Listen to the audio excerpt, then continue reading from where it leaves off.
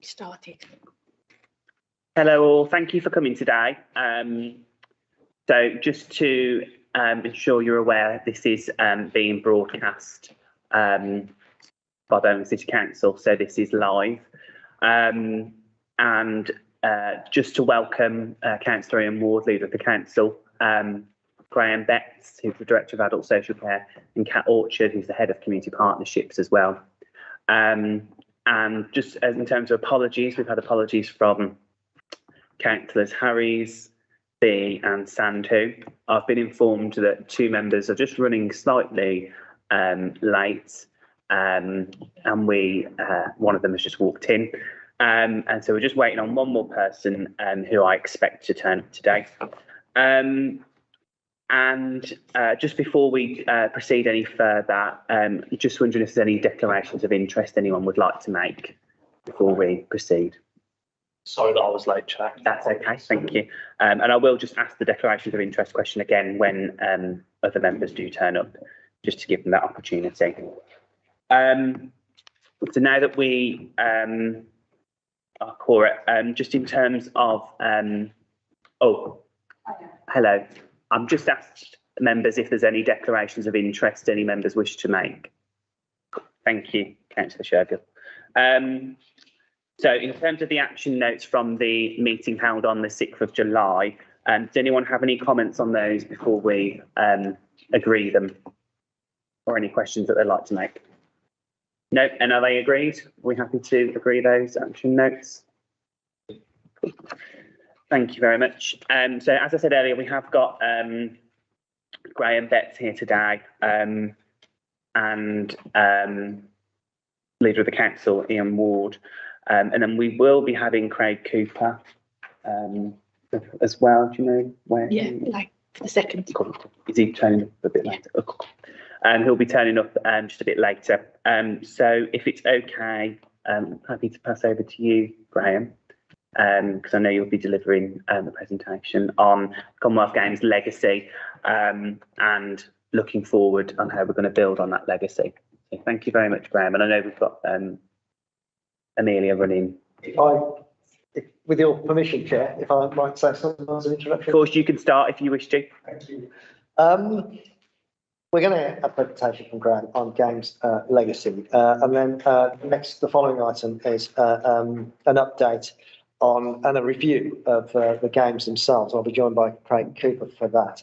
I think it's fair to say that most people, not just on the council, but most people in the city probably were not aware of the kind of impact the Commonwealth Games would have on the city of Birmingham. I was in the fortunate position of having seen the Commonwealth Games in Manchester back in 2002 and in Glasgow in 2014. So I had something of an understanding of the way that a huge event like that could deliver a real legacy, not only in terms of physical infrastructure that's invested, but also in terms of generating pride and confidence within a city. I'd also had the opportunity of seeing other major sporting events in cities right around the world. So it was perhaps not surprising that when we first began or made the decision to bid, which was in 2015, to host originally the 2026 Commonwealth Games, it probably was not surprising that there's a degree of scepticism, if not outright opposition to the idea that we should host this event. What I hope everybody on the council has now seen this summer is just what a transformational impact the Commonwealth Games had here in Birmingham. So Graham's going to talk about some of the infrastructure legacy that we've derived from the Games, and Perry Bar in particular has benefited enormously from the hosting of the Commonwealth Games. But we also have a bus rapid transit route that links the airport into Birmingham city centre. So other parts of the city that perhaps didn't host sporting events have also benefited, which hopefully will come out from this. And then perhaps most remarkably of all, if any of you had the opportunity to be in the city centre during the 11 days of the Commonwealth Games, you could literally see people of this city growing in stature, in confidence and in pride for what Birmingham was achieving. And it's It's to the city's credit, and everybody who was involved, whether it volunteer or in the organising committee or working for the city council, but everybody that was involved, it's to their enormous credit that we delivered not only the most successful Commonwealth Games in the history of the United Kingdom, and I measure that success in terms of tickets sold. So we sold 1.5 million tickets, which is more than any other host city in the United Kingdom, making it the most successful games. But also the fact that Commonwealth Games Federation delegates who were here from all around the world, from all 72 nations and territories of the Commonwealth, before the games were even over, were commenting to me that either it was the best Commonwealth Games they'd ever attended, or that it was the best Commonwealth Games they could ever recall. And again, that is a tribute to everybody who worked on the event, that we ended in that position. And I think it's now important that we move on to ensure we do deliver the legacies from the Games in full. And one of those legacies, I think, is because it was not only individuals, businesses since the Games have approached us with the words or similar words to, we didn't realise this could have this sort of effect. What are you doing next? Can we be part of it? So it does put us in a strong position, particularly with our ambition to host this annual cultural festival in late July, early August of every year, and to try and turn that into a genuinely international celebration of culture here in the city of Birmingham. So I think it's very, very important we do build on the legacy, immediately deliver from the Games, and ensure that going forward we continue to deliver things that the Games has opened, those opportunities the Games has opened up for the city of Birmingham and our people. And I am determined that we will keep reminding people of things that have arisen as a result of hosting the Games, because I think it's important that we do, in the future, when we look back, recognise that that was a significant moment in the city's history and that Birmingham was transformed for the better as a result of what I still maintain. When we took the decision in 2015, was a very, very brave decision, given the financial situation the council was confronted with at the time, and the fact that we still had the Kerslake Improvement Panel overlooking our every move. So it was a brave thing to have done. Other cities up and down the country refused to take on that challenge. So it's, again, to the council's credit that we found a way of putting the funding together and eventually delivering the event. So I'll pass over to Grant, and we'll now talk to you about legacy. Thank you very much, Leader. And Chair, I'm just going to say a few words. Kat's prepared the slides, and excellent slide packs. I'll give her the pleasure of delivering them. What I would say, though, is in terms of legacy, what we've been trying to do when we conceptualise it is recognise really it'll come in two ways. Firstly, that really big strategic side of things, which flows from having a world-class stadium, which means we can attract world-class events, which brings with it tourism, jobs, etc., those big strategic economic drivers, which the city must really embrace. But equally important is the grassroots work in the communities throughout Birmingham. If it just became the legacy is the stadium getting on, is that it really? And of course, it's much, much more than that. And I think the emphasis we're putting on grassroots culture and sport, making sure it's out there in the communities and every part of Birmingham, seeing something of it and feeling the benefit of it is what we really want to achieve. So we've got to achieve both if we're going to have a successful. Thank you, Chair. So I'm Untitled Chapter, I'm head of community partnerships. So within the Commonwealth Games, I was responsible for not only the 6 Women Community Fund, but also working with colleagues across the organisation and with Games partners in and around the legacy area. I've been running the for the past 4 years or so, in fact. Before we go any further, I'm going to mention the slight elephant in the room, which is you will all be 100% aware, I am sure, of a recent announcement around funding from particular pot of money around the conference. We don't really have any more detail about how all of that is going to work, so I can't answer questions on, the logistics and the timeframes and so on. That we can be clear that the leader has sort of set out where we would aim to spend any sort of finances coming back into the city from that, which are around the European Championships, around grassroots culture, around grassroots sport, support to Museum of the Public Health Strategy, and the upcoming international festival and kickstarting that next year. But beyond that, that's really all I can say. So I just wanted to kind of get that out there first of all, if that makes sense. So you will probably see a question this slide later because there's some borrowing from great presentation too. But these are the Games partner ambitions. So when we started out on this journey, we started out as a city, but also as an organising committee, a combined authority, growth company and government, working together. And we set ourselves ambitions to bring people together, to improve health and wellbeing, to put our city, our region on the map, to help our city and region to grow and succeed and to be a catalyst for change. And these kind of guided all of the decisions that we made around the projects and endeavours that we undertook with a legacy partnership. So it's important to remember that. You will be aware as well that there's not only this council's legacy plan, there is the cross-partner legacy plan. So legacy has layers.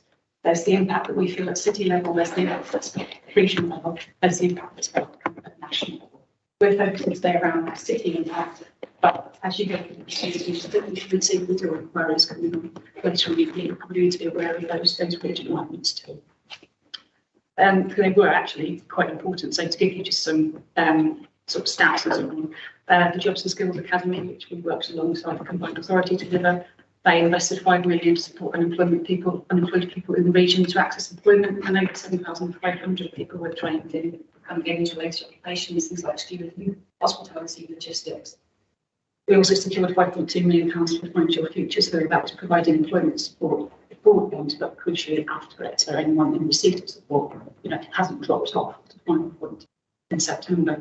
The OC delivered, on our behalf, really, on the city and region's behalf, a fantastic 6-month cultural festival, which has really helped, I think, us sort of shape and drive our ambitions to host, a massive annual cultural festival within the city. We know we can do it now. We've put ourselves on the map and shown that this is possible in Birmingham. So those elements shouldn't be forgotten. It wasn't just us, I think, is what I'm trying to say. We need to be very aware and very alive of the partnership opportunities that are going to come our way as a result. So moving on, you will know, of course, as well, that we released our legacy plan, Birmingham City Council's legacy plan on December 2021, the big new plan, which I'm sure you copies of. And that sets out a series of promises, which are up on the slide there, and help reiterate and spelling be bold with the good one. But the promises speak to the key focus areas of our council plan. So it's all around economy, jobs and skills, aspiration, opportunity for young people, health and wellbeing, culture and communities, and then how we use our approach to planning and regeneration and responding to climate emergency sort of over the longer term. So where we are with that now, so you are aware, is we are tracking back. Our plan had short-term ambitions, medium-term ambitions, long-term ambitions on it. So we're going through a whisk break at the moment. Hopefully, I think due to complete by the end of November, which reviews all of our short-term ambitions, how we tick those off on the list, as they've been very much focused around the delivery of the games, and then looking again at our medium and long-term ambitions, making sure that's still deliverable, still practical for us, because of course the world has changed somewhat since we put this together in December 2021. So we need to make sure we can still deliver on it, and so that will be kind of available to review when that piece of work is completed. So that's a short chart for you that's ongoing at present. So the first promise was around, the need to boost investment in Birmingham and around jobs and skills, where we are as a city in the international spotlight and boosting our tourism and major events work. So you will know that there is a 10-year major event strategy in existence. So we're looking at the events that we are planning to host to ensure we get the right mix of mega events, major events, smaller events, so that it really speaks to the city, it drives our business and cultural tourism, and seeks to deliver jobs. So DCMS have produced a snapshot report post games, which is available on a government website, and can send a link to the interested party to post this, which lists some statistics around what's been delivered as a direct result of the games data capture, basically in and around September this year. And they are sort of stating, that report states that 40,000 job opportunities were created as a result of hosting the games. So mega events can really drive and boost jobs and skills for us as a city and for us across the region. Whether, obviously, this is a mega event, so perhaps the European Athletics Championships isn't going to drive things to the same extent in 2026, but certainly we should look to be pushing to using these opportunities to drive job skills, tourism across Birmingham.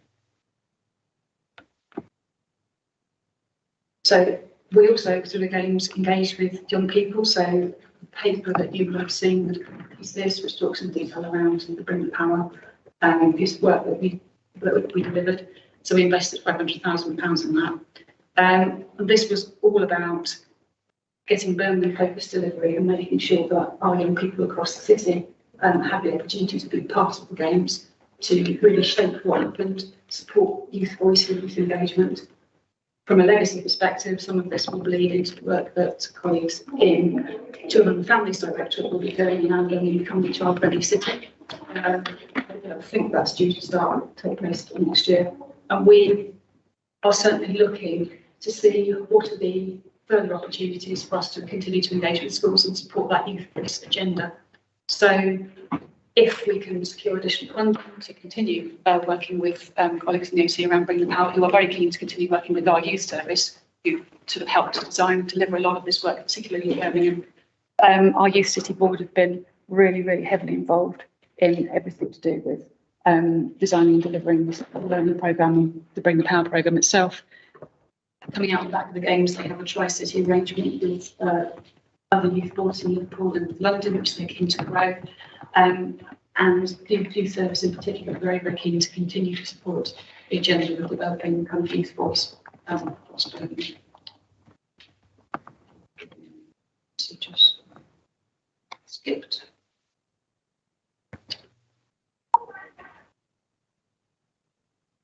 So programs, build programs and community projects to kickstart an accessible fitness and wellbeing boom. So we know in Birmingham we have high levels of physical inactivity, we're above the UK average for that. And for us, this has always been about inspiring physical activity as well as kind of grassroots sport and sport development, removing barriers to engagement. Because there are a lot of reasons people don't engage in sport. You will be aware of this, you will have heard this before, but it's everything. Some of it's financial, some of it's cultural, some of it's personal, some of it's physical. We just need to look at kind of what's stopping people if we're going to try and really address our public health outcomes and physical activity. So during games time, we delivered 8 community games, 70 active streets. We've invested in the City of Mutual Alliance and the work that they're doing in parks across Birmingham to help get people into parks and open spaces, friends of parks groups. Sport England have funded the Creating Active Communities Legacy Project in 5 wards in the city that have high levels of inactivity and deprivation. So this was a very data-based decision, and it's where there was high levels of inactivity and deprivation across.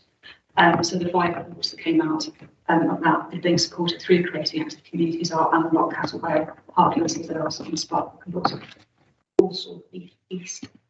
That programme has really started to begin to motor now. So if there are members in the room who are from any of those wards who have been contacted by the CAC, please do let me know.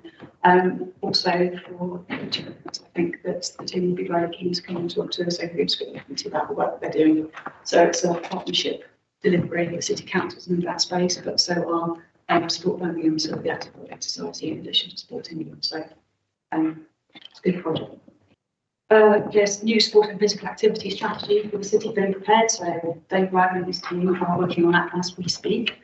They're looking to design that with partners and citizens, and they've also been leveraging funding from NGB. So you know the basketball Olympic created basis from 3 times doing 5 basketball across the city. So that's showing that we're already beginning to enhance our grassroots sport.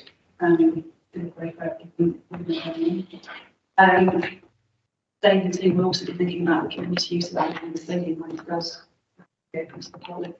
And I know from the discussions that we had with Cabinet yesterday that they're very keen when it becomes something that the community uses, something that the community feels that they can access. And Dave doesn't want to repeat the situation that we had previously where perhaps that was not the case. People were doing it. Our sports and physical activity teams, so Dave and also working across with colleagues in public health, will continue to look for future opportunities to work alongside Sport England nationally and locally. So on sort of Sport England partner Sport Birmingham, we're funding them to deliver Club Together initiative, which supports the grassroots sport development in the clubs across Birmingham. Now this was supposed to launch pre-games and did. But during games time, they weren't getting a lot of uptake because everyone was busy delivering projects, as you would expect. So they are now relaunching now and are hoping to really start to motivate that forward alongside the work that they're doing with CAC, and it will of course then feed into the sport and physical activity strategy that's being developed. Do you want to? Okay, could you move on please? Thank you. So we also promised that we'd open our city to the world and connect communities for and after the games. Now, this mostly focuses around the £6 million fund. You've had a fairly extensive paper update on that, so I'm not going to kind of go through that line by line here, but very briefly, during the games time, we invested in community activities across the city through that £6 million fund. So 106 creative city projects, over 300 grants awarded for celebrating community projects, 70 active streets, 8 community games, £50,000 of small grants awards to young people for physical activity. So the youth service worked with young people to design and deliver that scheme. And that was very much based on the principle almost of sort of little incremental shifts and legacy outcomes for people. So we know we're starting to get data back in around that now, and we've got loads of really lovely narrative stories about how being able to access that small amount of money has meant that people have been able to continue to attend their sports clubs. It's kept, helped kids who were at risk of getting involved with gangs and gang violence have another way out because there's been this fund to support them to do something different. So it was a very practical way to get into sort of grassroots into communities and try and sort of change lives. Stronger Communities continues to deliver. So that's the funding stream that is funding the heritage trails across Birmingham, community journalism, getting communities talking initiatives, working with the Peace Garden, and continuing to support future leaders, young future leaders through the First Class Foundation. Our links with Festival 2022. So the Cultural Festival worked very, very closely with local creatives and spent a lot of time listening to creatives within the city and people within the city when putting together, the Cultural Festival itself and also the opening and closing ceremonies. So we've had a lot of feedback on how that felt very Birmingham and felt very owned by people across the city and by the sector itself. And as we said earlier, there are conversations now ongoing about an annual festival next year. And I think that having delivered that cultural festival across that 6-month period, including the Creative City grants, which went out to wards right across the city to flood the city with art, has really given us ambition and potential to grow our International Arts Festival into the future. So we touched briefly on sort of the more specific infrastructure development, hard legacy, I prefer to call it, because it is very practical and tangible. So you will know, obviously, there's the ongoing work at Perry Bar, the work that we're doing through the City of Nature and through the Future City Plan to continue to connect green and blue spaces across the city. Continuing our journey towards the reduction in carbon and sustainable travel. So obviously during the games and afterwards, we've had the accelerated sprint bus routes, the railway station improvements. Cycle hire apparently saw a 131% increase during games time in comparison to the past 3 months. So people were really, during that period, encouraged to use active travel, public transport, reduce the reliance on the car, support to our clean air zone. So it's hoped that we can sort of take this moment and really prompt ourselves to continue. If you want to move on, there's a little bit more about Perry Bar in more detail. So I'm not the Perry Bar expert, but the Perry Bar team working to put in sort of a story so far and what's coming up. So obviously £700 million plus of public sector investment to deliver Perry Bar. We now have 968 new homes on site, and of course the revamped Alexander Stadium. 27 hectares of land has been assembled. The rail station, the bus interchange, new parks, the secondary school and sixth form, the significant highway scheme, giving priority to public transport, segregated two-way cycle routes, an improved pedestrian environment, and then obviously the 20-year master plan. 20-year master plan. I've got quite speaking over here. It may come 25, yeah. We know how these things work. But the 20-year master plan to get us to 2040. And upcoming, they were keen to share that further housing delivery, so the balance of their phase 1 homes, so another 446 homes are in the pipeline. Phase 2, a further 500, and then circa 400 around Birchfield Gateway. They're obviously still working on the sustainable future of Alexander Stadium complex, which we'll come on to in a minute, and continued investment in green spaces place activation projects. And now they have their programme director and PMO appointed, so they are on the ground and running. If you could move on to the next one. And so for the stadium, there's been a Stadium to Legacy operation group in place since early 2022. The key thing is to make sure the stadium remains financially viable for the city. So they are developing a plan for increased community use, better community use engagement with the stadium and again the wider Perry Park. So coming onto the cabinet report yesterday with the announcement around 21.6 million, I think, investment confirmed to deliver improvements to the stadium, Perry Park, the visitor centre that will come on site. As I said, Dave, Helen, and the team down at the stadium are very, very keen to focus on grassroots sport as well as the elite pathways work that's going on down there and encouraging local residents to be active. And the legacy plan for the stadium is going to feed into the Birmingham Sport and Physical Activity Strategy development, which is underway. And I believe they're coming out to do some community consultation around that soon. The intention is also to continue to work with the NGBs who have been awarded legacy funding by Sport England across Birmingham to promote and work with their sport. So where does that fit in specifically with the stadium, but also, other infrastructure sites across the city? And then the final promise on the list was to the city that we would be a leading local authority and we'd have bold ambitions for what we were going to do. So we've learned a lot from delivering the Commonwealth Games. It's now all about making sure that learning is embedded, that we take that forward in the best way. We've got delivery tools and knowledge that we didn't have before. We have our legacy plan. We will continue to work with our partners, and there is, around seizing opportunities, there is that opportunity of 60 million or so floating around there, just waiting to be grasped for us. So I think, as the leader's already said, the other thing that it's given the city is a massive boost of confidence, a shot in the arm, and we are now taken far, far more seriously than I think we were as a really big player in some of these arenas. So I think we should all be kind of quite proud of that. Legacy itself, of course, is a much longer term thing, so it feels a bit strange to be coming and saying this is the legacy after 2 months. Obviously, we will continue to work. The best way for this to become a leading legacy for the city is for this to flow into everything we do as a council, to be absorbed back into the organisation, to be picked up in our council plans, and to be featured right across everything that we do. But that's me. Thank you, Kat. Graham, you want to? There's one thing I've meant just builds on what Kat said. The review that she talked about earlier on, that should come through towards the end of the year probably.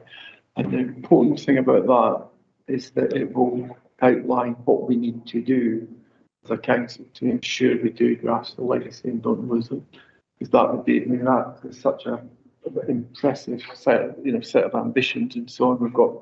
It's within grasp, but if we're not careful, don't firmly grasp it and ensure we build in the support, the mechanisms, staff and so on to deliver it, then we won't lose it. And that would be a huge risk. And I think the other thing in that final slide sums it up as well. As an organisation, we really did step up to the plate. And it's essential that as an organisation we retain that going forward. So that becomes how we work as Birmingham City Council. So just those 2 points. Thank you, Graham. I've got a few points and comments to make, but before I do, would anyone else like to ask a question or provide any commentary to what's been said? Yeah. Thank you.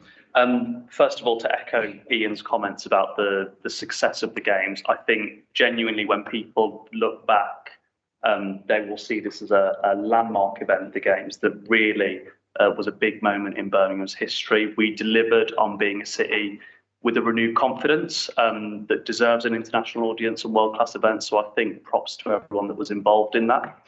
While I appreciate the importance of big ticket and major events going forward, I welcome Graham's comments about a commitment to grassroots events. And of course, Kat's slide about community projects that would kickstart accessible fitness and wellbeing. In my North Edgbaston ward, we've got a fantastic community asset in the Edgbaston Reservoir that has active sports clubs such as the Midland Sailing Club, which does fantastic work involving residents from underrepresented communities in sport. So I just want to, can you confirm that the council will continue to partner with our sports clubs to drive forward legacy from the games? Yes. The only way you can increase sport and physical activity in the city is to grow our sports clubs and create additional ones. And funnily enough, I was down at Erdington Rugby Club, not last Saturday, Saturday before, and that's an interesting town in itself. Erdington Rugby Club had gone bust a number of years ago, and all of the activity they used to participate in disappeared, of course, and they had quite a thriving minis and juniors section with young kids. All that was lost. Fortunately, over the last 12 months, some of the individuals who were previously involved have recreated the club, and they've come up with a master plan for the Spring Lane playing fields that they use one of the pitches there, and they're looking to the council for some help and support to deliver the vision that they've arrived at, and I was there to assure them that we would absolutely be behind that. And because I went on a Sunday morning, they had their minis and junior section all playing touch rugby out on those pitches, and you see 50 or 60 kids running around participating in sport, and you just realise instantly the value of sports clubs, which is why we have to nurture and grow our sports clubs in all sorts of different sports right across the city. And I think the same about yesterday at Cabinet, the Edgbaston Reservoir Master Plan was agreed. And I think, and I said this yesterday, that's an excellent piece of work by officers in the Places Prosperity Directorate. And if we can deliver on that, not only will we protect and invest in the reservoir and the nature reserve adjacent to it, but we'll also help the clubs that use the reservoir, the rowing club, the yachting club, the rowing club, the sailing club, and the Sea Cadets. And what we need to be doing is ensure that those clubs grow as well, and they get more people involved. And we are determined, out of that underspend that Kat has mentioned, that we will invest around £5 million in grassroots sport and £5 million in grassroots culture across the city. And just thinking back to the council debate yesterday, when we were debating that motion about devolved budgets, it did strike me that that £6 million of community funding that we provided around the games to activate communities worked really well. We should have a think about how we do something similar to that going forward. Thank you. Mariah, you had a question? Okay. Yeah, my question is, in regards to open green spaces, that places are not being utilised, can we get some support? Because there's a park in Perry Bar that have been trying really, really hard to basically get it up and running, get residents to utilise this open green spaces, but it's been derelict for a long time. There isn't, when I did ask if there was any section 106 money, there wasn't at that time available. But it's a massive park in Perry Bar. It's got open green spaces. It's got really bad bins. Everything's mouldy. It's been there like that for years and years. And all the young kids and the family, because I hosted a little event there about a year ago, just to bring the community together, bring the families together, and just try and enjoy the open green spaces. But there's only so much you can do. But however, as I said, it's massive green spaces, and just getting the kids to exercise, getting the young people to be active. And at the moment, there's none of that happening. So if there's any help and support for Kingsdown Avenue Park, that would be highly appreciated. You need to be careful not to be too greedy, don't you? That's so much investment going into Perry Bar. Well, Perry Park, the report that went through Cabinet yesterday, £24 million investment in the stadium and the park is significant. Interestingly, your colleague, Councillor Hunt, was concerned that this investment would lead to further development within the park. And I made the point to him. When I first joined the council, we used to have a head of parks who used to ask the question, what are parks for? And he'd get all sorts of different answers to that, nature and all the rest of it. And his reply was always parks are for people. And if you haven't got people in parks, what's the point of having a park? And I think in order to get people into parks, you need to provide them with something more than just a huge, great grassed area. Because we know that where we're in that position with some of our parks and open spaces, they are not utilised as well as they they could be, which is hence the investment into Perry Park, which is bringing in a cafe, for example, into the park area, will drive more footfall through the park. So I think there's a balance here. We've got to recognise that where we've got underutilised parks and public open space, it's worth giving up a little bit of that space in order to create things that will attract more people. And particularly, you've got to put something in these parks and open spaces that kids are going to interact with, because they're perfectly content, aren't they, to sit in their bedroom on the computer. We need to be getting more kids into parks and more active. It would help with the obesity crisis we're faced with. So I agree we need to be doing more on this. But I think there are probably other areas of the city looking at Perry Bar and thinking, well, it needs to be our turn now because Perry Bar has had significant investment. But the more we can draw in money, it's been a little bit disappointing that the government recently created a fund for investment in parks. It was just £8 million nationally. Our share of that was 60k, I think, which you cannot do a lot with. So we've got one park where we're going to spend that money to try and put some additional facilities in. And the truth is, we do need to be investing more in parks as a nation, not just as a city. I still like to, I wouldn't mind taking you down there. Fun? Wouldn't mind you visiting the park one day, having a look. I'm sure I'll be out there. Thank you. Thank you. Chair. Thank you. Any other questions? Yeah, Ron? Firstly, nobody can deny the game was an absolute fantastic success and brilliant for the city. But I just want to make one comment on, you just said about getting people into parks. Right? How do you think about charging people to park at these parks is actually going to put people off? I wasn't going to make no comment, but since you just mentioned about getting people into parks, I mean, like Licky Hills, there's not a lot of access to get there by public transport, but you're going to pay or charge people to actually park in these and other parks. Surely that's going to put people off going to them.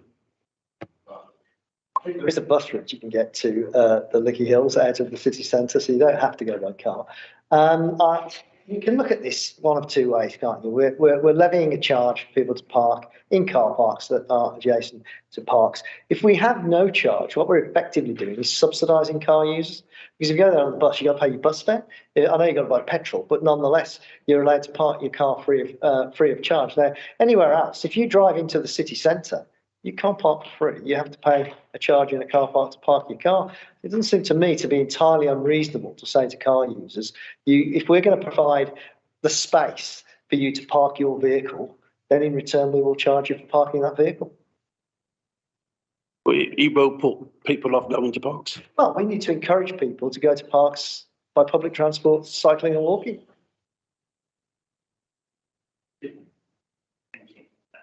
Yes, you can. Thank you, Chair.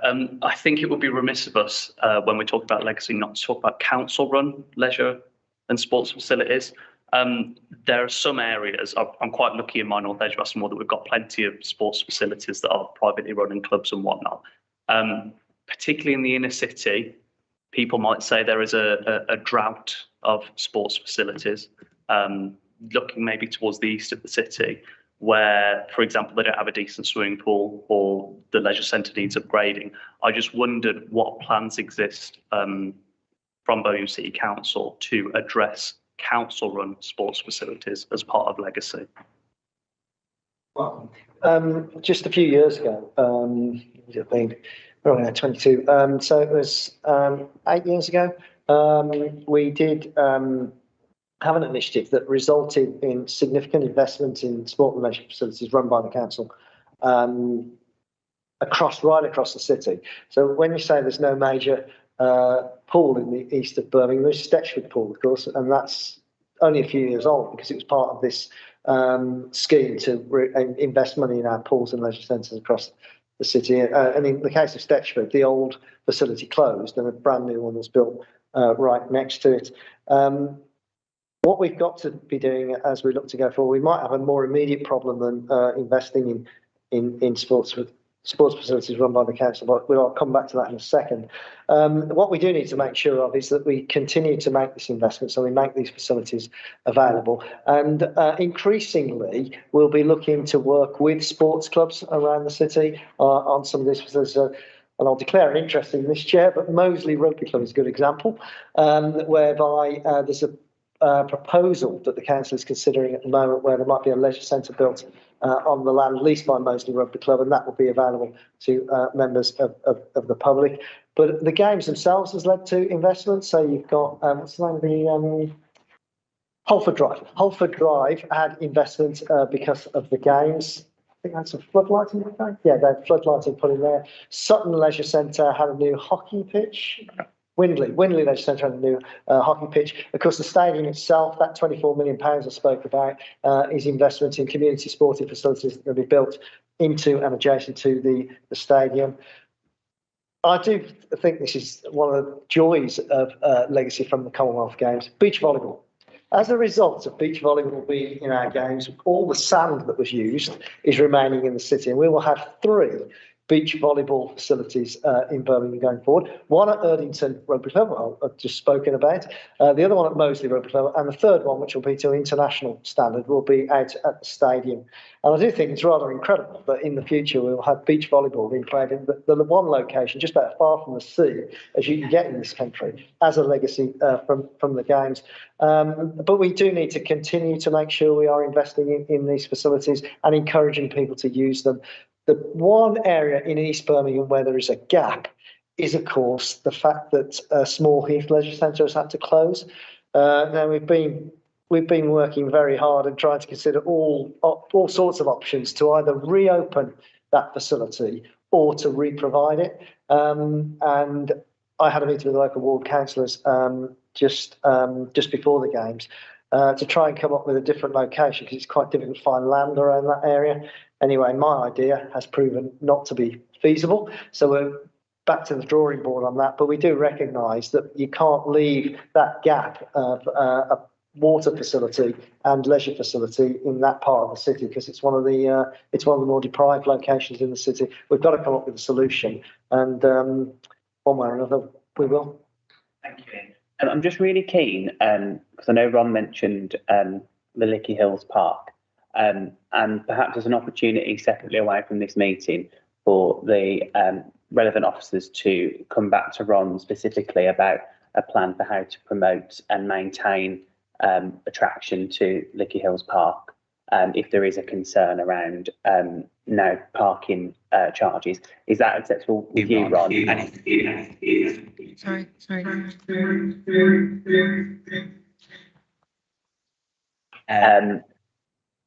Somebody's telling me it's not just Lickey Hills Park where charging for car parking is being considered. It's a number of parks. So if you get the officers in, they might as well talk about all of it. Yeah, fair enough. So it can either be separately from this meeting, or actually, if it is a much wider issue, then perhaps it can be an agenda item for a future meeting where we can talk to officers who can hopefully provide some information on how we're going to maintain and promote attendance at those parks if there is a concern. Is that all right? Also, Jack, if you get them in, ask them to talk about car parking at Cannon Hill Park, where a number of years ago now we did something innovative. We partnered with the Midlands Arts Centre in Cannon Hill Park over the parking scheme there, that they charge for car parking there, and the surplus that's generated is split between the Midlands Arts Centre and the City Council. And the quid pro quo of that arrangement was that the grant that the City Council gave to Midlands Arts Council came down. So it was a different way of delivering support to that arts organisation, and that's worked really well. Just a question from me. In terms of, so as you might be aware, one of the inquiries that happened at the council is by this committee jointly with Health and Social Care, regarding disability access to sport and physical activity. And one of the things that I'm really keen to make sure, especially with an unconfirmed amount, I assume, from this underspend coming to Birmingham, is what impact that we might be able to have there and what focus we might be able to have there on disability access to sport and physical activity.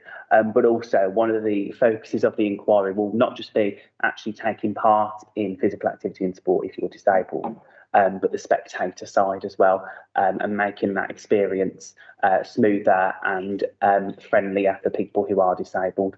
So just some comments there, perhaps, on what focus we might see from that underspend, perhaps on disability access.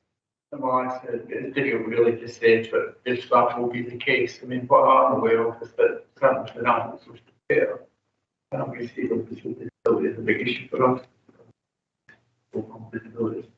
So we did actively contribute with the organising committee to ensure that the games were as accessible as possible. And what we funded from within the council is a directory subsequent to the games about accessibility to sport venues across London and indeed other venues as well. And the other thing we did, again, we attracted money from government for changing places, which make it family able to get out, reach the family members with disabilities, indeed, with changing places. We managed to attract 3 permanently funded ones to be there forever, and 1 temporary one. So there are things going on that you're absolutely right to highlight, because it's the sort of issue that gets prominent during the nodding their head sagely, but then probably forgotten afterwards. So if that is something that you wish to pursue, I've got an officer who's been working on it. Next year, Jim, we are doing something to showcase sports for all and disabled sport, because we are host to the World Blind Games. And I've had the opportunity to have a go at some of the sports in the World Blind Games. And obviously, they're blindfolded to do it. Believe me, these sports are difficult enough when you can see without having one of your senses taken away and then attempt to participate. So I do hope that the council will give some prominence to this event next year, because there will be a lot of people here for it, because the competitors will bring their families. But the idea of the opening ceremony is that the competitors will assemble in Victoria Square and then walk across to the ICC and Symphony Hall, walk across to Symphony Hall where the opening ceremony will actually take place. And it would be good if people were encouraged to turn out and give that a little bit of support. There should also be a legacy from that event as well. Yes, just 2 slightly minor points, but worth making. So first, the organising committee did a tremendous amount of work on disability inclusion and access to venues during the games time, and also some of the lifestyles. So we were the first games to have relaxed lifestyles at centres. So I think that there is learning and so on from that. I know that our colleagues in adult social care were involved into working groups around that. There was some discussion about what would happen to that accessibility working group post games. So I think there's an opportunity for people to step in to perhaps explore that.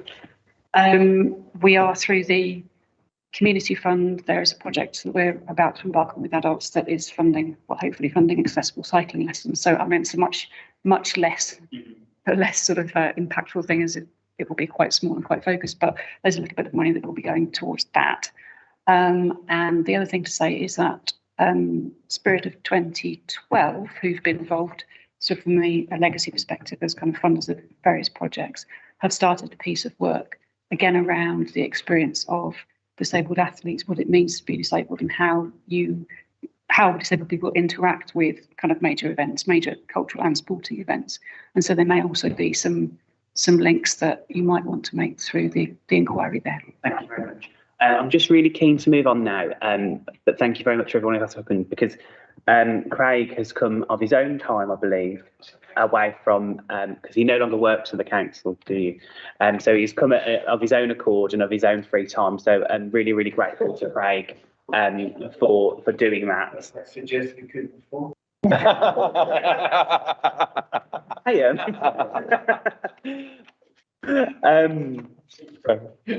I'll rephrase that he volunteered to do it. So just moving on to the next item, and thank you to everyone who's made contributions so far. And I know that we've made some notes on them. It's just a Commonwealth Games update. So I appreciate we've kind of done that in the wrong order in this agenda, but it was to accommodate timings from for Craig visited us. I'm echoing again. Sorry, I'm trying to make sure the video works, and I might be pressing the wrong. Sorry. But Craig, if you would like to, or Ian, I know Ian's going to contribute on this bit a little bit as well, but Craig, if you would like to take it away on this agenda. I think what will happen is Craig will go through this presentation. It's a review of the event itself and a little bit of a look ahead to what we're delivering from it. And no doubt I may chip in. Yeah, please, Leader. Thank you.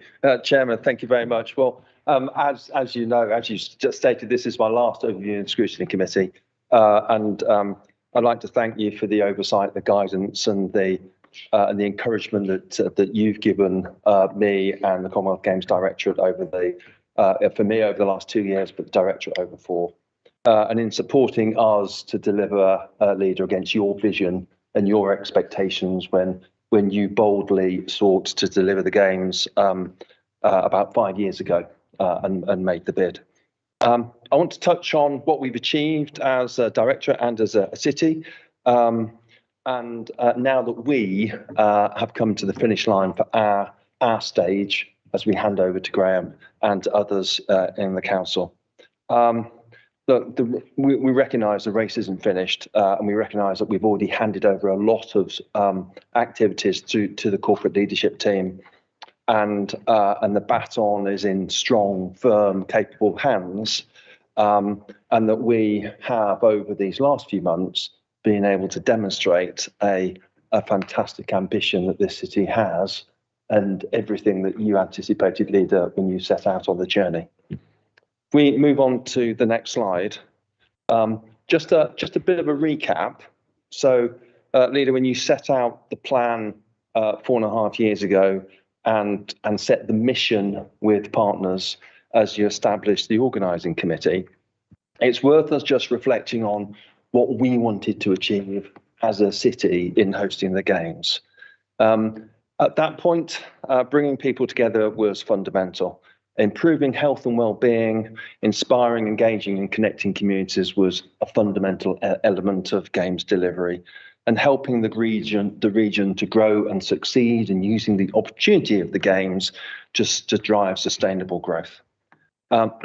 Absolutely a catalyst, and I think we've already seen, looking back now, that this has been the opportunity for us to transform and strengthen local communities and work together.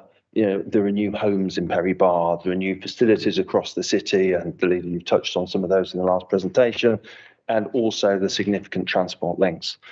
But this has also been the opportunity to firmly put Birmingham on the map.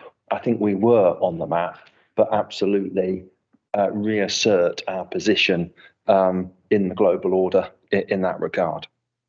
On the next slide, we have a short presentation, and this presentation brings together all the key points of what we were aiming to achieve, and how through the Commonwealth Games Directorate and our service delivery partner, how we made it come alive working with different parts of the council. Good luck.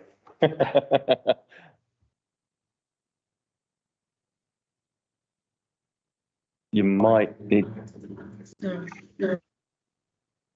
Sorry, I can't work out how to get it without the echo. Do you know what I know what it is? And it's down on the laptop itself. Please bear with me. Let me just, while I do this.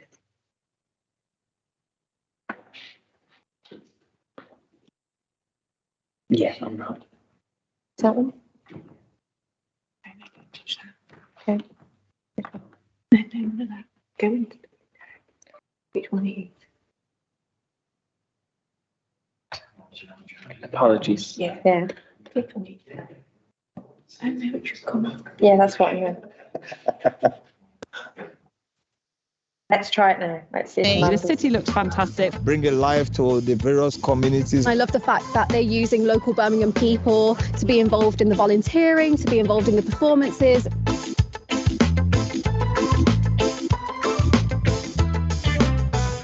Originally, we were bidding to host the games in 2026, but when Durban got into trouble and pulled out, we'd already done a little bit of work to see if we could host in 2022 instead, and we were confident that we could deliver that. Absolutely everything about Birmingham Commonwealth Games fills me with pride. I have seen the journey that we have been on. I was born in Birmingham, brought up in Birmingham. The people, the community, the culture just makes me proud to be a Brummie. We've been bold, we've been audacious, we've demonstrated swagger and confidence, and that will remain during and beyond the 11 days of sport. I don't think you can underestimate the challenges of a major event on a city or a council. They've already got lots of challenges themselves on their day-to-day business of running a city. Birmingham City Council formed a programme team with a delivery partner to ensure that the city would be ready to be bold, proud hosts of the 2022 Commonwealth Games. The team was responsible for preparing the city's infrastructure, venues and communities for the Games and making the most of this once-in-a-lifetime opportunity for the city. 2 years ago, I initiated a review with our delivery partner and Games partners and looked at all the things that we needed to do and the route to the Games. It's a delight to look back and see that we've delivered that plan almost exactly as we intended. We're all in this together and we all want the same thing. And we're all prepared to play our part in making it happen. I was one of the senior operations managers for London 2012. I think what that's enabled me to do is bring an understanding of how a major event like the Commonwealth Games affects a city and a region like the West Midlands. 2 weeks of sport in multiple venues across an entire region, with then the accompanying festival and all of the public scrutiny, the media scrutiny, global media scrutiny.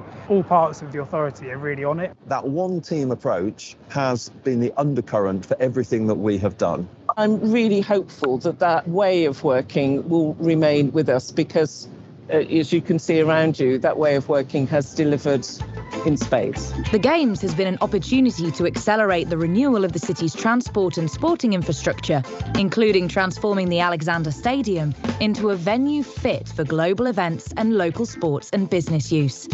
We only had 4 years to deliver this stadium where you normally get 8 years. And not only that, but we've delivered that in the midst of a global pandemic, during a time of Brexit and supply chain issues that have been a real challenge that the whole team has had to come together to get over and to deliver it on time and on budget. What this brings to Birmingham is the economic value that a stadium like this can generate in terms of hosting regional, national and international events. I live just about half a mile that way, so I can not quite see the stadium, but close enough. Working on something that is benefiting your own city is just fantastic.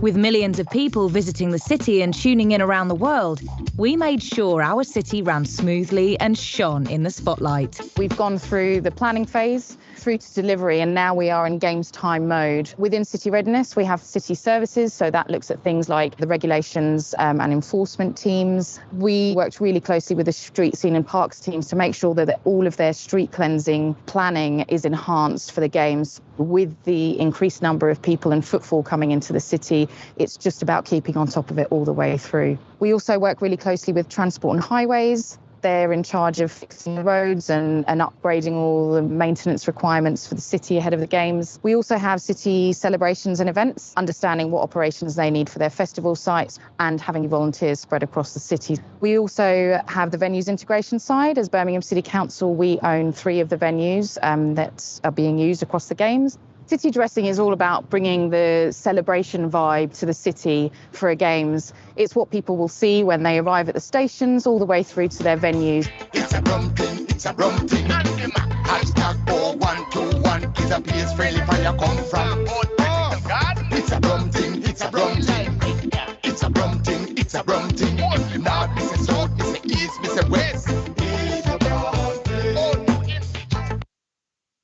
It's a rum thing. It's a rum thing, it's a rum thing. It's a rum thing, it's a rum thing. Hashtag 4121 is a place friendly where you come from. Birmingham 2022 set out to be the most sustainable Commonwealth Games yet, aiming to leave a carbon-neutral legacy. Birmingham Commonwealth Games is using a lot of existing facilities. They've done a really good job at their contribution to creating a more sustainable event.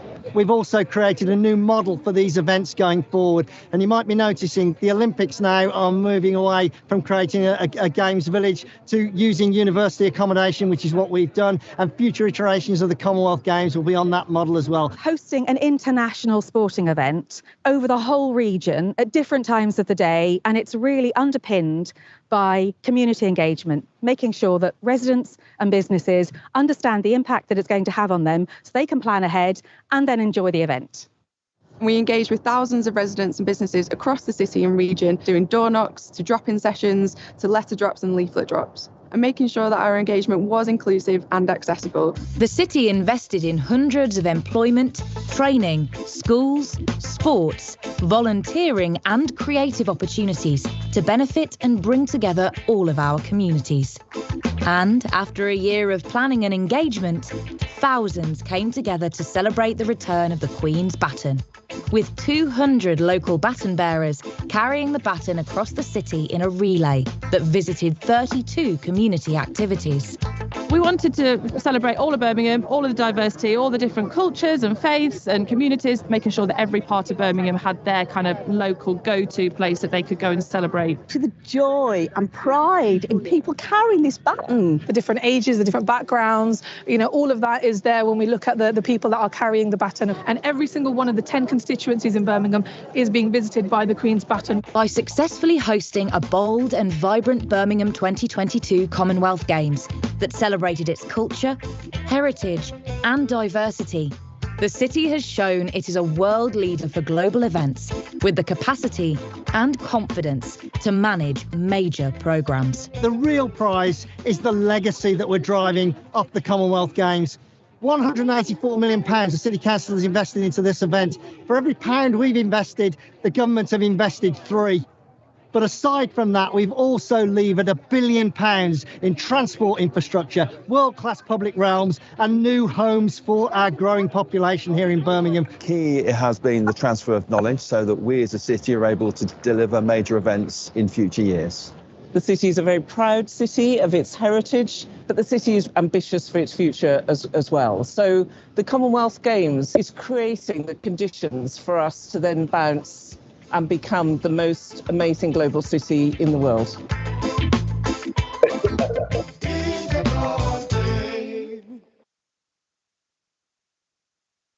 Great. Moving on to the next slide. Just want to touch on and go back over some of the key points. Super proud to be in Bradford. That's fine. But we've had challenges along the way. Leaders already mentioned the challenge of 4 years instead of 8, and that was quite significant right at the very beginning in aligning our ambitions and making sure that we as a city and our partners could deliver in that tightened time frame. COVID-19 as touched on by Dave Wagg as he's led the work around the stadium. And that's impacted the council, it's impacted our contractors, our partners, and our community in a massive way. And whilst there was a point when COVID was all consuming, there got a point when the direction leader that you were giving me is the Games is now more important because of COVID and because the needs of our community to be able to come together. So it provided a difficult time in our planning, but then it gave us a real reason why we wanted to come together as a community afterwards. Supply chain issues have been a challenge all the way through, and especially because of partly because of COVID-19, but also because of Brexit, the economic turbulence that Brexit created and the difficulty with imports from Europe and China has been a challenge. And that was compounded by the Suez Canal when that was blocked. Many of the supply elements used both in construction and in games delivery by ourselves and the organising committee did have a pause because we were impacted. And we've also moved to this new normal, whatever the new normal was.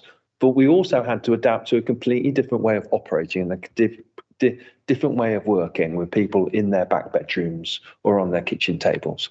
And getting people to collaborate within your own organisation and collaborate across partnerships has been a challenge And it has been really important for us to come back into the workplace in order to grow our own people and to work with partners. And that sustained period of time working remotely is not always in our interest, but we've worked through. That very few of these challenges could have been predicted or planned for, and the teamwork across the council, the direction that both the leader and the chief executive have given, and in the way the partnership thinking and the attitudes and the way we need to work has been key to it. And we now stand at looking back, having got there. And there were times along the way where I really wasn't quite sure we would get there. But so moving on to the next slide, we've got an agenda that we're going to go through. That's just the introduction I've just given you. We're going to cover it in 3 parts: how we set the stage, how we deliver during the games, and also the community investment and engagement. And Kat may have touched on some of that already earlier today, so I won't spend too long going on to that. So the first part is the journey, and looking at the journey, and on to the next slide when it arrives is delivering the venues. So through diligent management of the capital works, an effective team across BCC. Dave Wagg, particularly at the stadium, has been a standout individual in driving our supply chain partners to deliver on our behalf. We set an incredible stage to welcome athletes, spectators, and visitors, and for the world to see exactly who we are as a city. What we had around the venues, which the leader has already touched on. So the Alexander Stadium, the opening ceremony, a TV audience of 1.5 billion people tuned in to Alexander Stadium for the opening ceremony, the athletics, and then on to the closing ceremony. And that will always be the key venue of the Birmingham 2022 Commonwealth Games.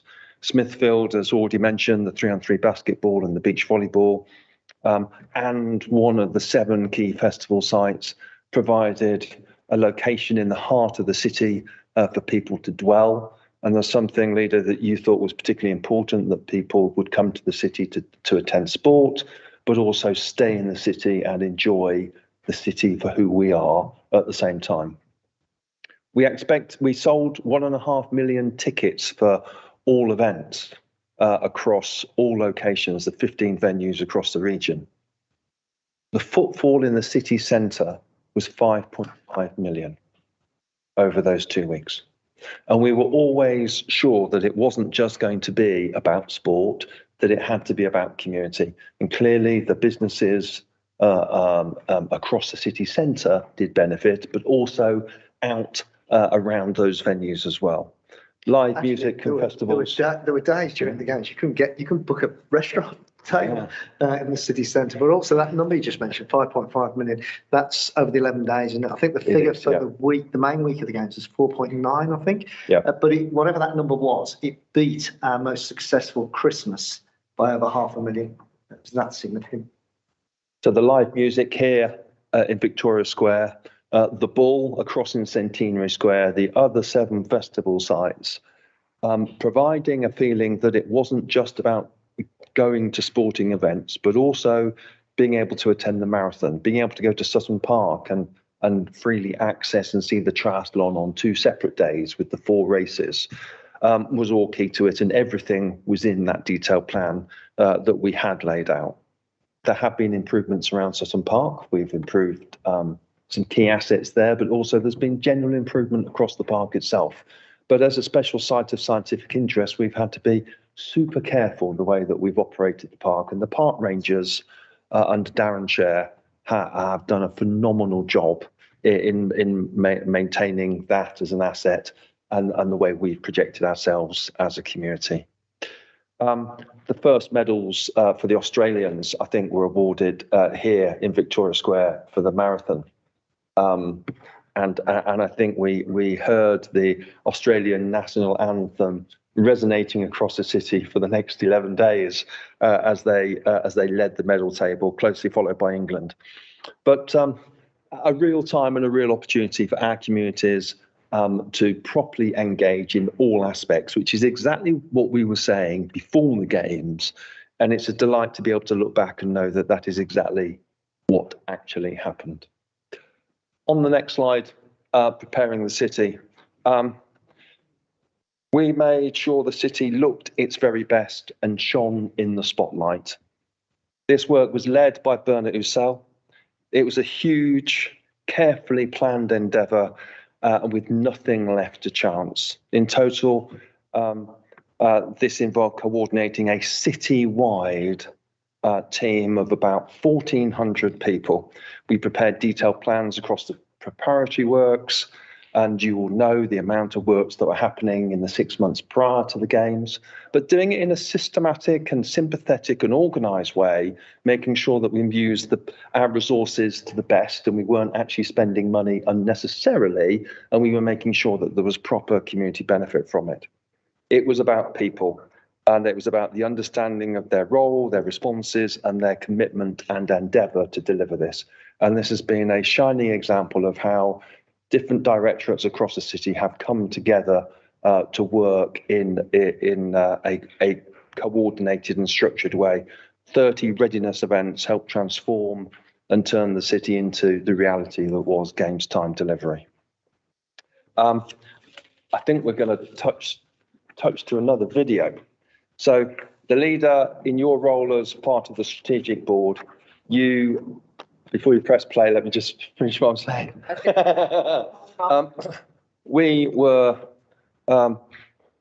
We saw an opportunity where central government may have additional funding, and we presented a paper back into that strategic board, and you led the discussion to draw into the city a level of funding from central government that allowed us to dress the city.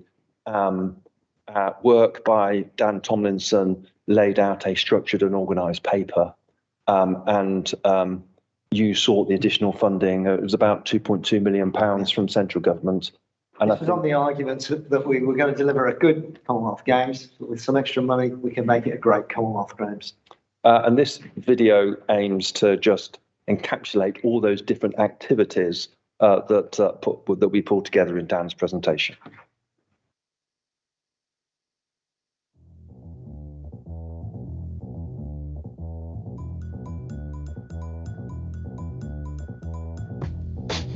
Craig Cooper, Director Commonwealth Games for Birmingham City Council. Welcoming the Commonwealth to Birmingham has been the perfect opportunity for the city to showcase exactly who we are. The visitors to the city and the communities across Birmingham have seen the full range of artistic flair the city has to offer. My name's Dan Tomlinson, City Dressing Lead for the Birmingham 2022 Commonwealth Games. The Birmingham 2022 Commonwealth Games City Dressing Spectacular Art was built around 3 core guiding principles. The first was to collate and show that Birmingham had a diverse and thriving creative arts scene, and take this opportunity to show the breadth and depth of this scene to the world as a triumphant moment and as a snapshot in time, using our city as the canvas.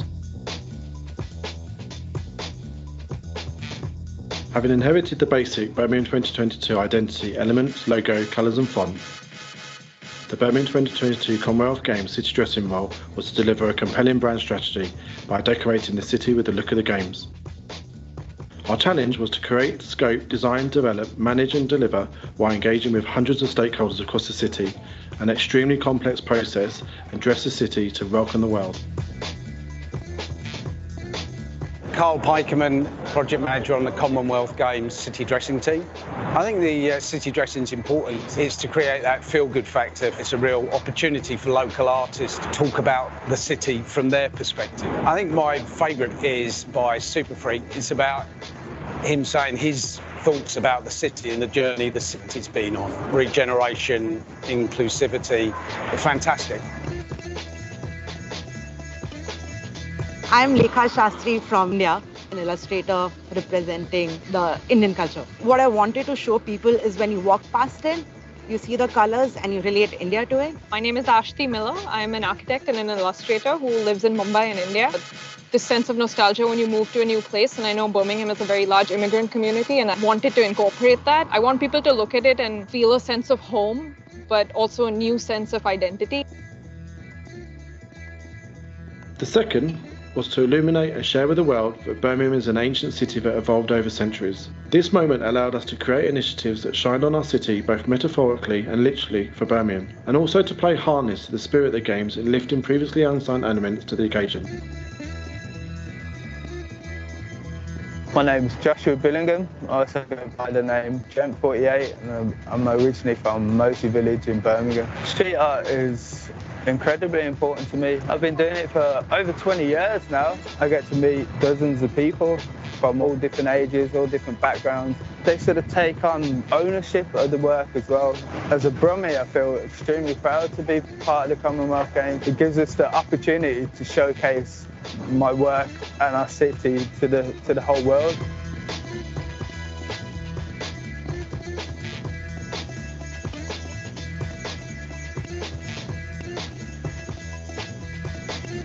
And lastly, commemorate that Birmingham has a rich history as a city of the Commonwealth of which it is rightly proud. The Birmingham Commonwealth Games is now part of that history. Our strategy aspires to highlight key moments within our past and embrace the moment to create elements that themselves will now become features of our city, creating lasting and iconic images of the city that showcases its landmark and spaces.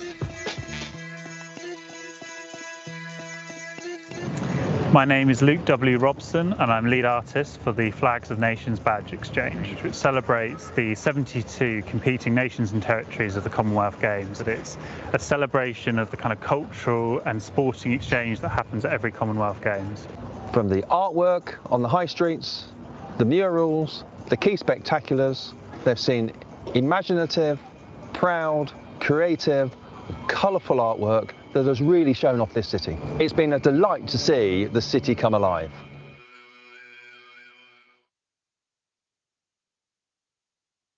So that's given one perspective, but also as we look here, all those big city centre spectaculars were there as well. But what we were trying to do is make sure that artists from Birmingham or living in Birmingham could participate on the fringes and leave something as part of the legacy behind associated with art. But all the big city dressing items that you see on the slide in front of you, Victoria Square, Centenary Square, all the big banners across the city as those big spectaculars were important to the look and feel. And I, going across the country and internationally, luckily, I went overseas a lot in the last couple of weeks and asking people, did they see the Commonwealth Games? Absolutely, they saw the Commonwealth Games. What did they think of Birmingham? Fantastic. But it wasn't just done on a wing and a prayer. Dan Tomlinson and Bernard Ussell took every single TV angle. We knew exactly where the cameras were going to be located, and we appropriately dressed them. And we made sure that we sold our city in the very best light possible. And it wasn't by accident that the world saw our city as the global city that we wanted to project and purvey. Even down to the location of the ball in Centenary Square, which was in the backdrop of the TV images from the studio in Centenary Square. It was all deliberately planned. So a lot of care went into it in that regard. So I'm moving on to the next slide. So we are at that second stage, delivering a successful game. So we've now got to that point of games delivery, where all the work, the preparatory work has been completed.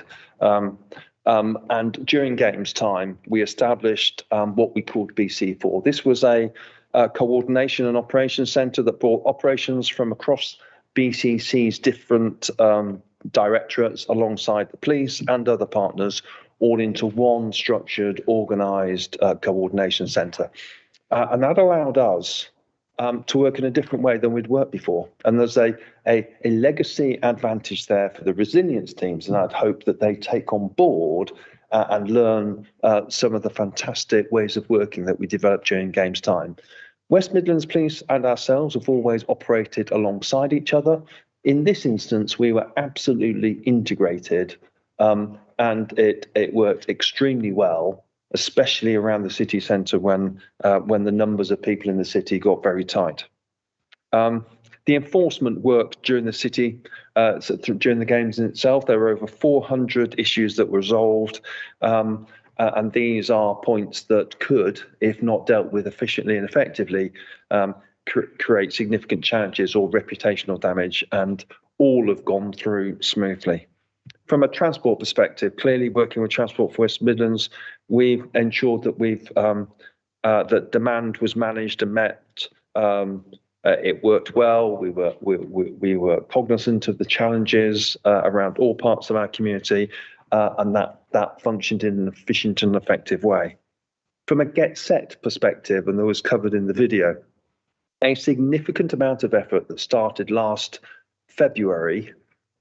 We got into a point where we were having village hall events with communities that would be impacted around games time. At that time, there were councillors who we knew were resigning and leaving the council, but they were still engaging their communities and sharing their knowledge of the impacts that would happen locally. And then with the new councillors coming on board after the elections in May, making sure that they were properly brought in, and actually other people at all those different parts of the community were properly aware of the challenges, because people would be disrupted, but it was also a point of celebration. And that worked extremely well with the organising committee. And I think the organising committee excelled in the way they operated, but our Get Set engagement team, working with Transport for West Midlands and West Midlands Police, also did a commendable job. The festival has been a fundamental part of games delivery. A citywide event, as I said, with 7 different locations, and properly allowing parts of our community who wouldn't ordinarily go to sport still feel that they could participate.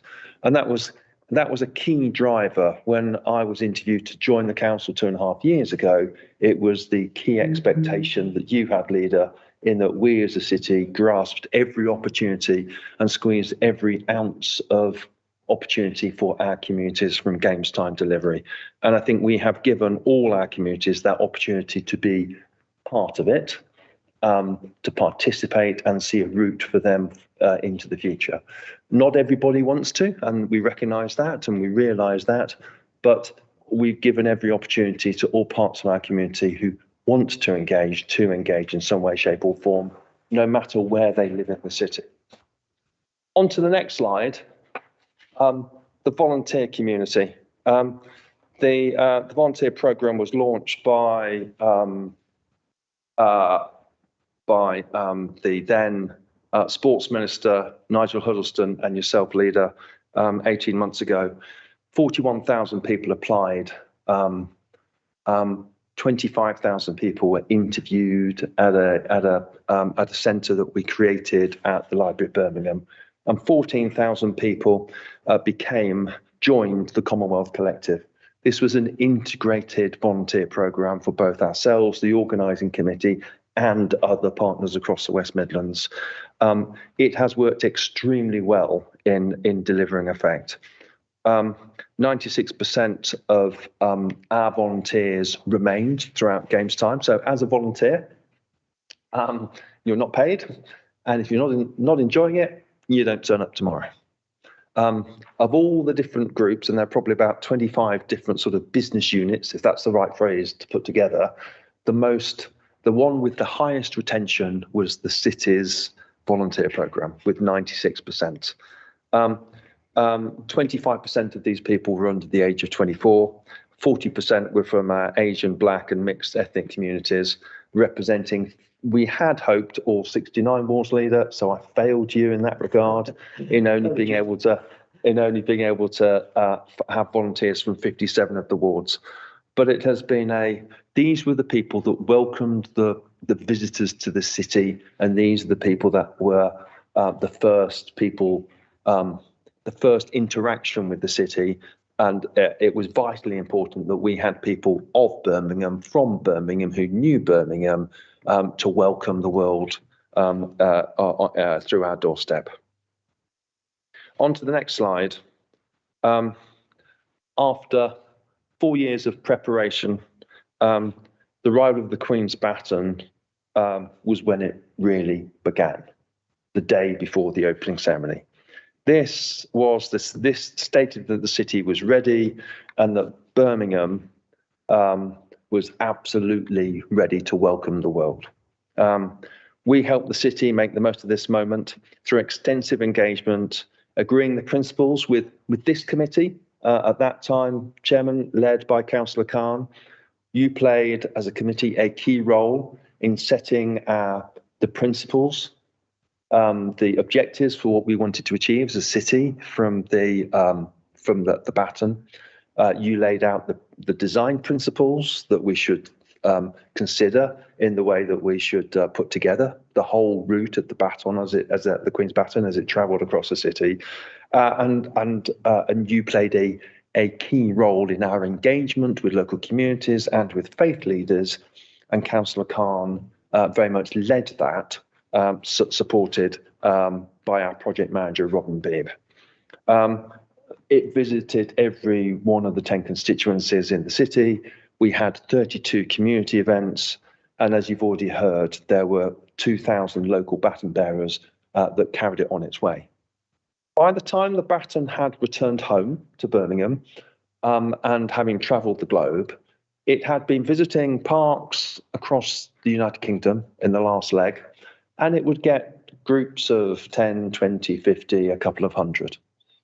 By the time it arrived in Birmingham, we, through our comms team, had done quite a lot of work with local radio, and Ed James supporting us through that local radio piece. We started to raise excitement with community, and we started to see crowds of 2,000, 3,000, 4,000 in each of those 32 community locations. And it really came alive for our communities. And raising the profile of the baton as it came into the city was key in raising the city's awareness of the games immediately before the games. I think we've got a video now. The last video along the way. Perhaps not. Is it? I think we're going to, okay, it's slightly in a different place. We'll finish with the video, but there is, I'll carry on talking about this bit and then we'll come to the video in a minute. There is a video in a minute that just encapsulates everything around that first day of the baton as it came through the city and sort of reinforces everything that, Leader, you wanted to achieve about how it got to every part of the city. I think Kat has probably already touched on the investment of the £6 million, so I won't go into it in any great detail. But over the past 2 years, we've hammered home that the Games was first and foremost about bringing benefit to the people of Birmingham. Putting the money into the festival programme for the 106th Creative City grants has been key. The Celebrating Communities Fund with over 322 projects all over the city, led and supported by councillors. The physical activity with the 8 community games and the work that Now Sport Birmingham is doing to take that forward and to raise the profile of sport and getting kids back out there. Bring the Power, and no doubt Kat has touched on Bring the Power. That we pulled together and worked very closely with the organising committee to make sure that the engagement for young people was at the heart of the programme. And the 5 work streams in Stronger Communities have created an opportunity for a lasting endeavour. I was going to go into those in a bit more detail, but I think you've probably done that already. So let's move on. So putting Birmingham on the map. I just wanted to take this moment to thank you, Leader, for giving me the freedom to get on and make this happen. And your guidance weekly at giving me the direction that you wanted to achieve for the city as appreciated. But I was held to account. So when we're talking about preparing the city, yeah, you can do it in a minute. In preparing the city, Berna Roussel that took all the ADs round and nailed every single lamppost along the way. Sounds like she's still here. Also, Leader, you were on that journey with us as well in making sure that no stone was left unturned, in making sure that we squeezed every ounce of opportunity. So we've boldly taken on the games. I think we have excelled as a host city. We have delivered against the 5 mission statements that we laid out 4.5 years ago as a community and what we wanted to achieve. And as we finish this phase of the journey and hand over to the corporate leadership team to drive the legacy to the next phase, I think the long-term benefits and the profile the city has in the international community is now firmly established. I was born in Birmingham, but cannot say that I've lived in Birmingham. For me, I've been incredibly proud of what we and our communities have achieved, and I wish the city every success at the next stage. So hopefully there's a video that's just going to finish and encapsulate the key words here, leader.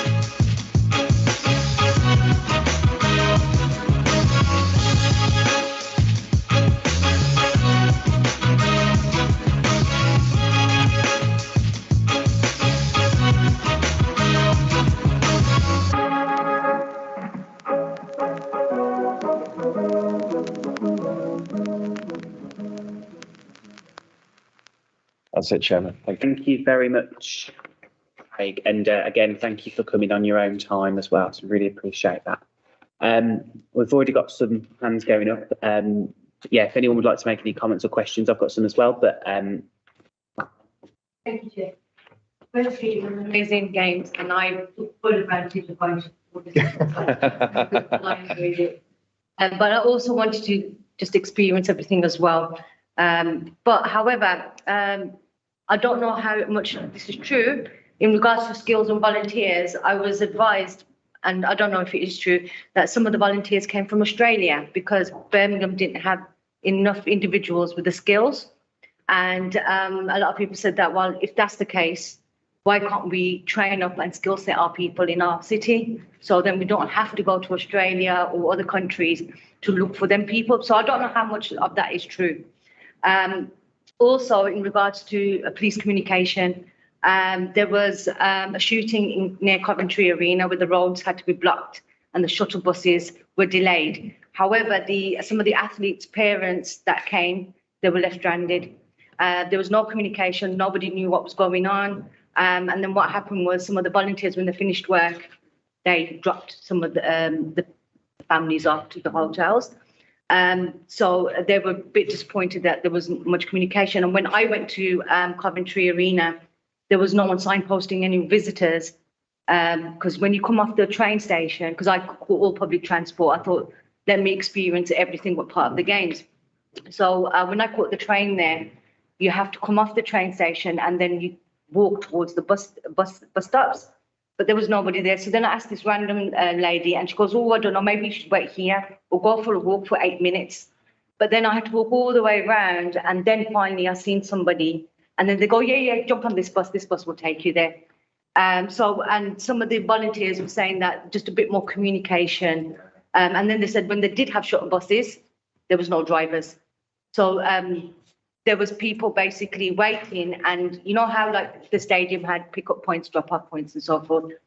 Coventry Arena didn't have that much where people had to stay and wait for that. So that was just some feedback that I was getting from other venues.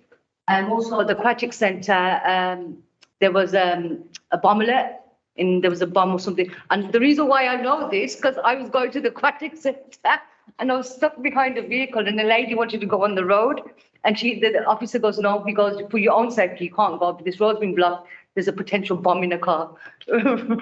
So, yes. But yeah, it's all a learning curve anyway, because this was one of the first things. It was amazing. But there were going to be little hiccups here and there, but it's all about learning and moving forward. So Then also, sorry, and I don't mean to be negative at all, but it's good to look at what went right and what went wrong. But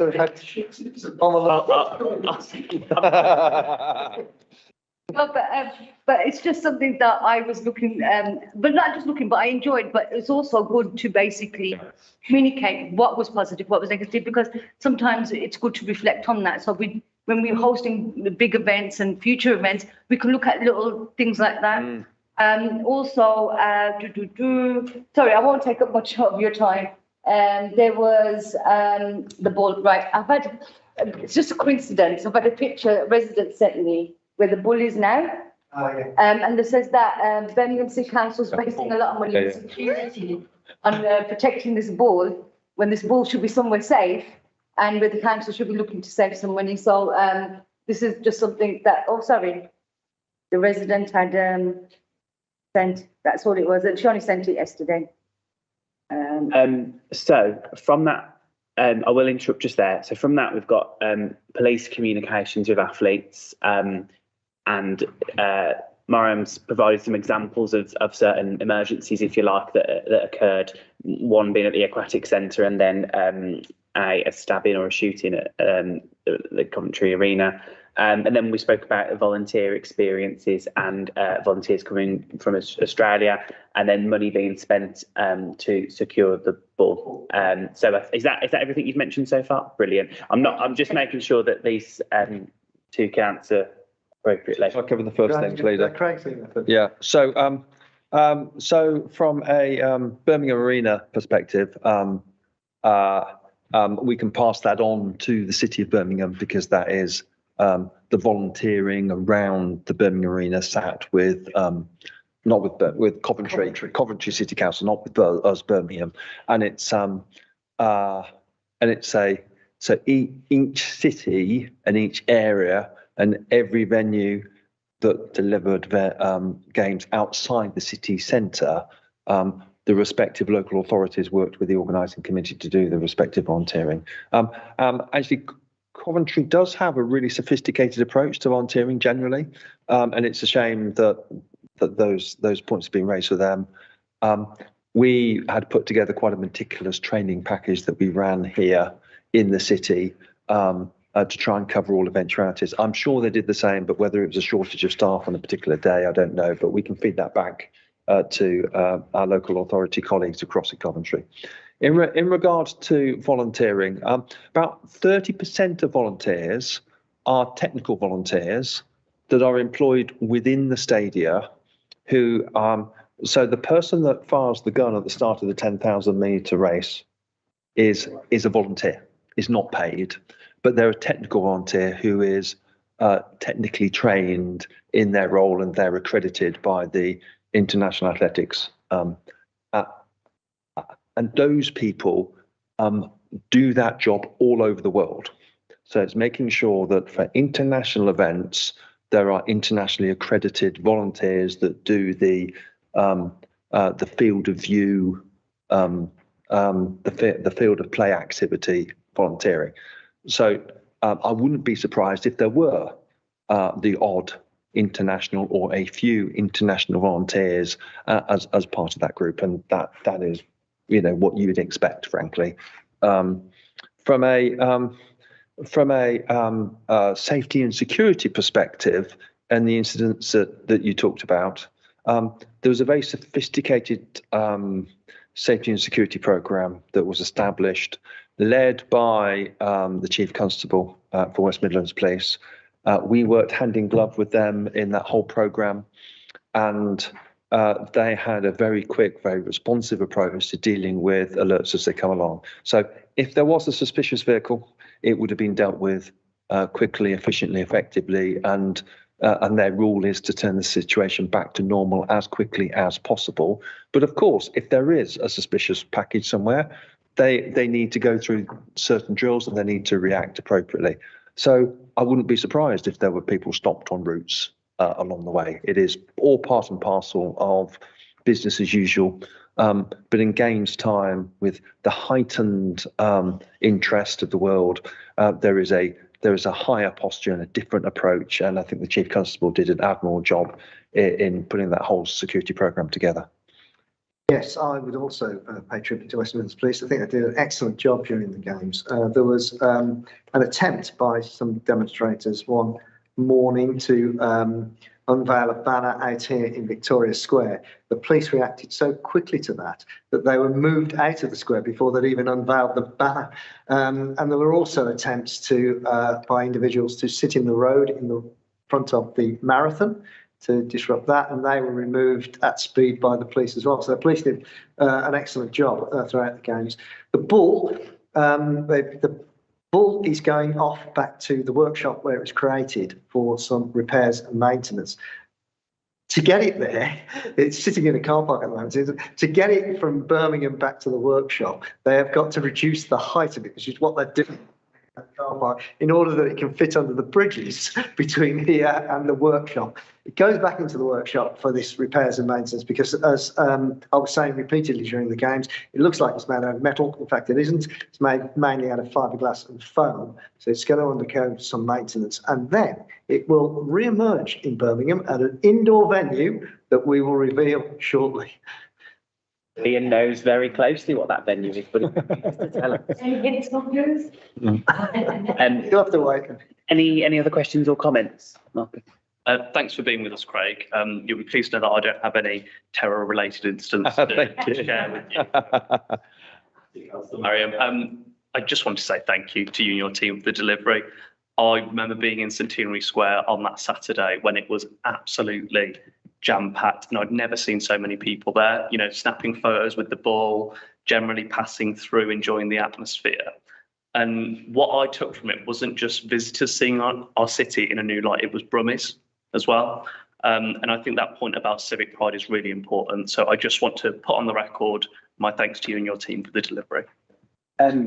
So I appreciate you may not have this information to hand, but perhaps we can request it outside the meeting if need be.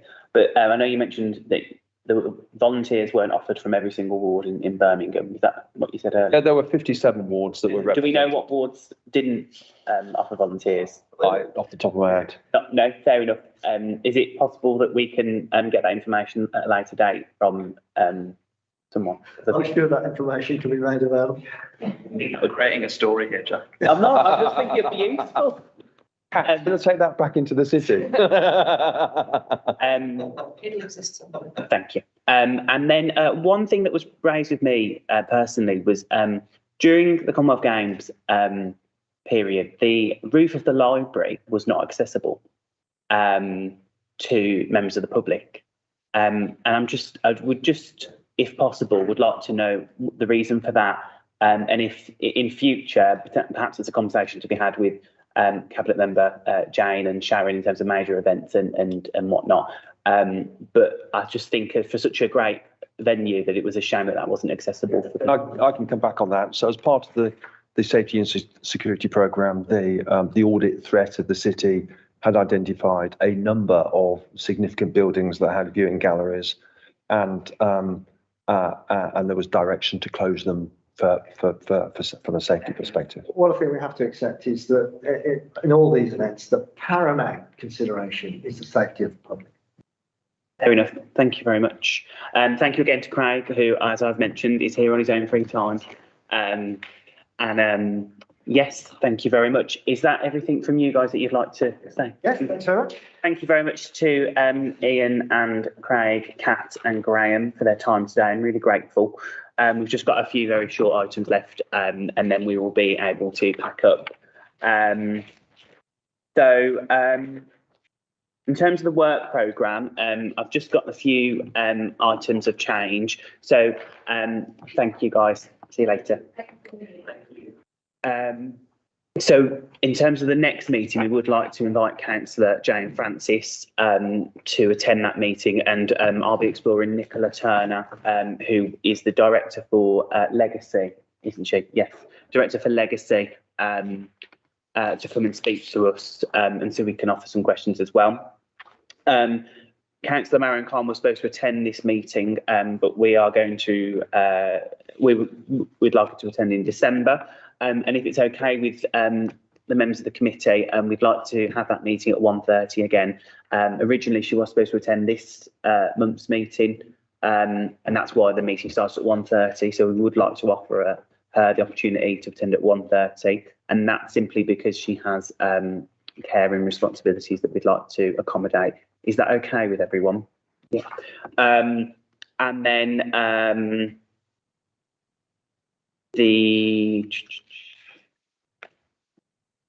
in terms of the work programme as well, just as an update, Mariam will be leaving the committee, or has already left the committee, but obviously any councillor is welcome to attend the committee as appropriate. Obviously we can't fit all 101 in here, but I doubt that we have that much attraction. And Deborah Harris from her group will be joining the committee from the next meeting. Mariam, you had to... Yeah, sorry. And does that mean that I can jump in and out whenever I need to? I mean, any councillor can come and attend any scrutiny committee meeting at discretion of the chair, and I'm very happy for any councillor who wishes to attend to attend. And it just as a courtesy though, if you do have specific things you want to comment on, please do let me know. However, I'm not going to stop you in the meeting if something pops up as well. Marcus. I was just going to ask with Councillor Marion, where does that leave us in terms of quorum? So 3 members are required for chorus, is that correct? Yes. Yeah. So my court today, Deborah Harris will be replacing Mariam, so we're fine in that sense. And think in terms of the task and finish group for the inquiry that we're leading, so just as an update for those who aren't members, the inquiry will be focusing on disability access to sport and physical activity, including because of Councillor Moore's contribution, looking at the spectator side of disability access to sport and physical activity as well. So the first meeting of that is today, and that obviously reports back to this committee as it and just in terms of the membership of the inquiry, I just need to double check, but we've got myself, Gareth Moore, who will be the deputy chair of the inquiry. We've got Mick Brown from the other committee. We did have Mariam, but we're going to be discussing which member of your group from this committee or the other committee replaces yourself. And Councillor Sherville is on that inquiry. So that's just for noting. That's just for noting, and also, so is that okay with everyone? Is everyone happy with that in terms of membership of the inquiry? And then in terms of the terms of reference for the inquiry, that has been shared with everyone, and it's just to, if there's any concerns or any questions or comments on that, and if that's okay with everyone, that's agreed. Brilliant. It does say the next meeting will be at Chair, may I just come back to the work programme? Yeah. So through the chair, you'll note on the work programme, which is in your pack, from the subsequent meeting moving forward, we've got placeholders for Commonwealth Games Legacy, because I think there had been a discussion. We'd had a discussion earlier on in the year. You'd indicated an intention to want to explore that in a little bit more detail, but felt that it was important to have the event take place, to have these presentations today, and then that would perhaps shape how that would look and feel moving forward. Just so that we're in a position that we can facilitate that effectively with officers and partners to provide you with the information that you need for that moving forward. We discussed with the chair earlier a potential structure that we could look at the strategic objectives that were identified within the legacy, the bold legacy plan, which would be then that we could focus on, a thriving city, an aspirational city, a healthy city, a welcoming city, and a green growth city. So you could almost like theme subsequent meetings and then have a particular focus that you wanted to go into on those particular themes. So a little bit less is more. If you look at everything, you won't get all the information, but perhaps if you sort of drill down, you'd be able to get a really good understanding and a real potential for scrutiny there. Clearly, there's a caveat that quantifying, we're still in the stage of feeling the impact, and so some quantifying, there might not be some data and information available, but it would start you on that track. Clearly, we were looking to start that from the next meeting. You do have the cabinet member, Councillor Francis, attending that, so it may be something you want to take away from today and come back for next time, and to be able to indicate whether that would be something you support, and if so, what you would like to look at first, and what would be those particular areas of focus, and then that's something as a team we can look to, as I say, to support you with. Also, we'll be looking at the inquiry that will run alongside that. But we were looking to see to sort of get you kind of start to consider if that would be a potential way forward. Otherwise, I think it would become quite difficult for you to be able to look at. There's quite a lot you could look at. Yeah. So does that make sense to everyone? It does, Chair, but can I ask that we get a specific prompt over email after this meeting? Yeah. Particularly regarding this. So what reminder for us. What Amelia was referring to is in this document, which we were given in physically at the very start when we were elected, but also if you email me, I can ask for it to be sent round to everyone.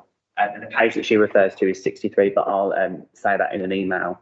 In fact, I'll just send it round to you. If I can, I'll ask for a digital copy and I'll send it round to the members of the committee. And the most appropriate, if we were going to theme them on these, I think if Jane is joining us next time, would be either a welcoming city or a thriving city, just based on her portfolio. But however, I'm happy to have any contributions via email or any contributions now regarding that, if anyone wishes to add. But is everyone okay with that theoretically at the moment? Yeah. For just then for us to pick up for the next meeting, shall we actually use the space on the agenda to have a discussion about that as an approach, and then look to schedule more detail subsequently, and then you've obviously got Councillor Francis attending at the next meeting. Yeah, and then we'll have an update from the inquiry as well. Is that all right with everyone? Yeah. And then just date and time of next meeting is 2 o'clock for the next meeting. So the next meeting is at our normal time on the 2nd of November. And that just states in Committee Room 6. Is that still the case? Cool. So we'll be in Committee Room 6. I don't know where that is, but I'm sure I'll find it. And then I haven't had any requests for call-ins or calls for actions or petitions. And no urgent business has been raised with me in advance of the meeting. And then it's just for you to agree that in an urgent situation between meetings, the chair, jointly with the relevant chief officer, has authority to act on behalf of the committee. Do you all provide me with that authority? Brilliant. Thank you very much, all. And we can stop recording now. I believe we're finished.